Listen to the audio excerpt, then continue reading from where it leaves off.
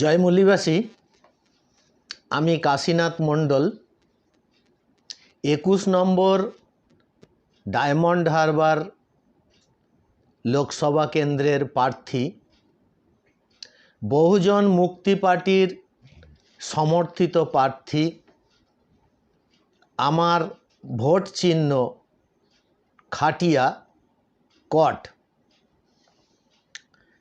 2024-এর যে লোকসভা ইলেকশন হচ্ছে,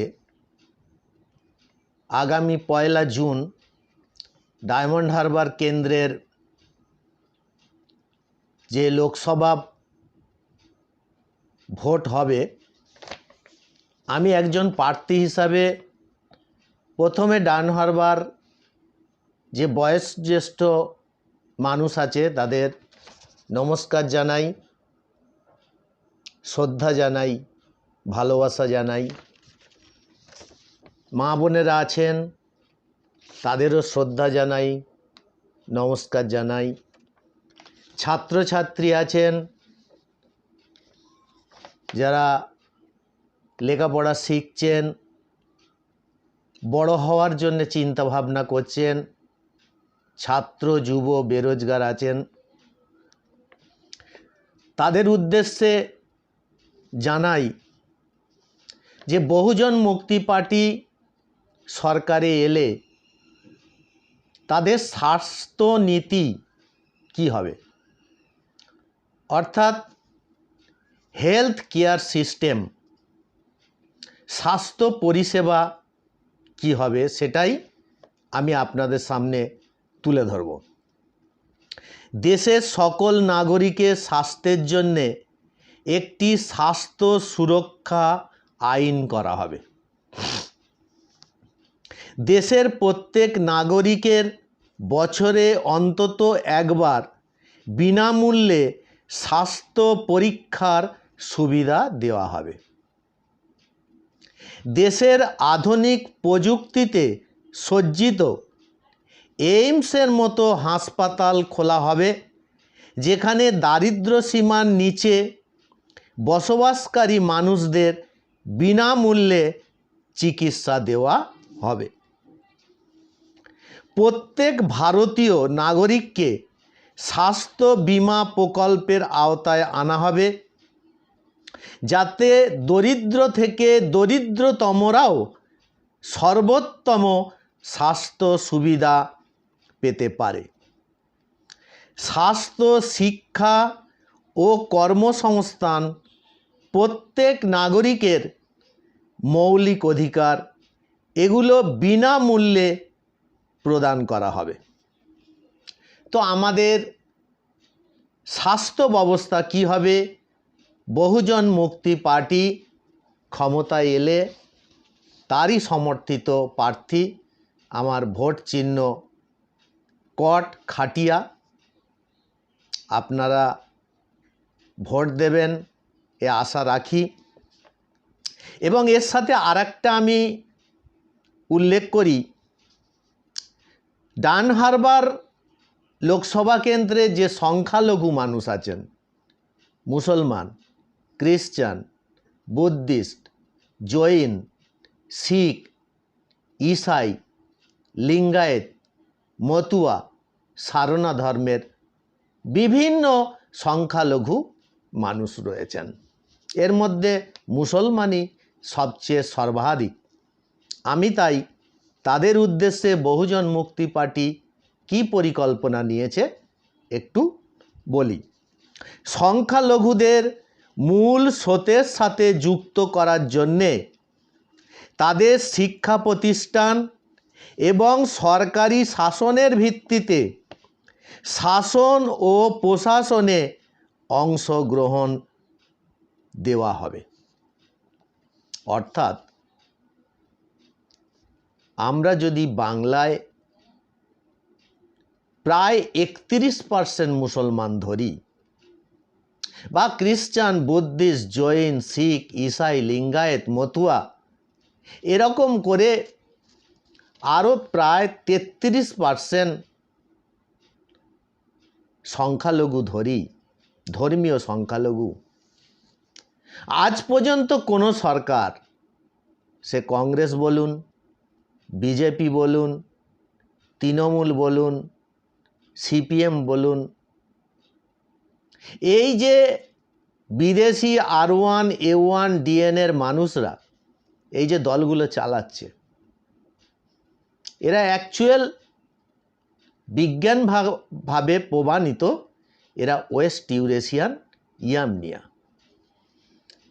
তো এরা যে দলগুলো চালাচ্ছে এখানে সংখ্যানুপাতে প্রতিনিধিত্ব দেয় না, মুসলিমদের দেয় না, শিখদের দেয় না, মতুয়াদের দেয় না, ইসাইদের দেয় না, বুদ্ধিস্টদের দেয় না, এবং তথা SC, ST, OBC-কেও তাদের সংখ্যানুপাতে মন্ত্রিসভায় প্রতিনিধিত্ব দেয় না, রাজ্যসভায় প্রতিনিধিত্ব দেয় না, চাকরির ক্ষেত্রে প্রতিনিধিত্ব দেয় না। বিশেষ করে যারা SC, ST আছেন তাদের যে ব্যাকলগ, লক্ষ লক্ষ ব্যাকলগ পড়ে আছে, অথচ বর্তমান সরকার, তৃণমূল সরকার চাকরি বিক্রি করে দিল এবং সেই চাকরি কোর্টের দ্বারা আবার বাতিল হয়ে গেল। বহু ছেলে মেয়ে তাদের যোগ্যতা অনুযায়ী চাকরি পেয়েছে, পুরো লিস্ট বাতিল করার ফলে আজকে বহু ছেলে মেয়ে তারা মানসিক যন্ত্রণায় ভুগছে, তারা খুবই কষ্টের মধ্যে আছে। কেউ বিয়ে করেছেন, বাচ্চা আছেন, মা বাবা আছেন, তাদের কি হবে? তাই আগামী দিনে SC, ST, OBC এবং মাইনরিটিরা যাতে সংখ্যানুপাতে ক্যাবিনেট মন্ত্রী থেকে শুরু করে সমস্ত জায়গায় গ্রুপ D পর্যন্ত চাকরির ক্ষেত্রে সংখ্যানুপাতে প্রতিনিধিত্ব পায় এবং 100% রিজার্ভেশন রিপ্রেজেন্টেশন চালু হবে বহুজন মুক্তি পার্টি সরকারে এলে। এবং সরকারে এলে বহুজন মুক্তি পার্টি DNA কার্ড চালু হবে এবং DNA অনুসারে NRC, CA, NPR হবে। এখন যেমন আপনাদের কাছে বলি, কারোর কাছে 50 সালের আগের কাগজ চাইছে NRCর জন্যে, কারোর বলছে জন্ম সার্টিফিকেট দিন। ছেলে মেয়েদের জন্ম সার্টিফিকেট থাকলে হবে না, বাবা মার জন্ম সার্টিফিকেট থাকতে হবে, না হলে বেনাগরিক হয়ে যাবে। আসামে বেনাগরিক হয়েছে প্রায় 19,48,000 মানুষ। তাহলে পশ্চিমবঙ্গে যদি বেনাগরিক করে, NRC চালু করে, 1 কোটির ওপরে মানুষ বেনাগরিক হবে। আসামে 19,48,000-এর মধ্যে 5 লক্ষ মুসলমান পড়েছে, বেনাগরিক হয়েছে। SC, ST, OBC প্রায় 14,48,000 বেনাগরিক হয়েছে। তাহলে রেশিওটা কি দাঁড়ালো? 19,48,000, তার মধ্যে 5 লক্ষ মুসলমান, তার মানে 25%। আর 14,48,000 SC, ST, OBC বেনাগরিক হয়েছে আসামে, তার মানে 75%।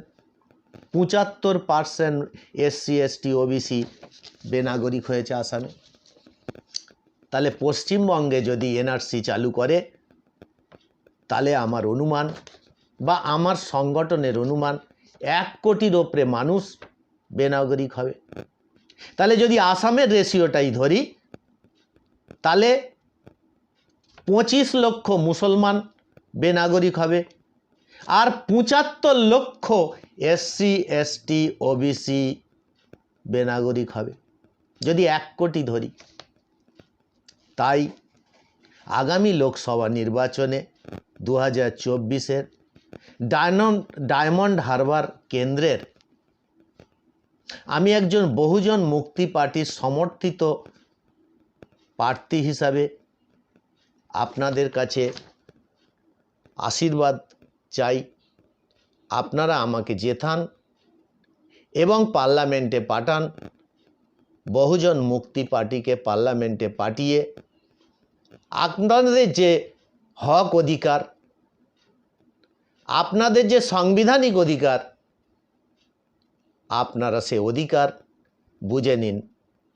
আমরা বহুজন মুক্তি পার্টির থেকে 100 টাকা স্ট্যাম্প পেপারে লিখে দেব বহুজন মুক্তি পার্টি কি কাজ করবে। যদি না করতে পারে, আপনারা প্রার্থীর বিরুদ্ধে বা দলের বিরুদ্ধে আগামী দিনে যে বিচার বিভাগীয় অধিকার আছে সেটা আপনারা প্রয়োগ করতে পারেন। এই বলে আপনাদের আশীর্বাদ চেয়ে আমার বক্তব্য শেষ করলাম। জয় মুল্লিবাসী, জয় এসসি এসটি ওবিসি এবং মাইনরিটি। আপনাদের প্রত্যেকেই ধন্যবাদ।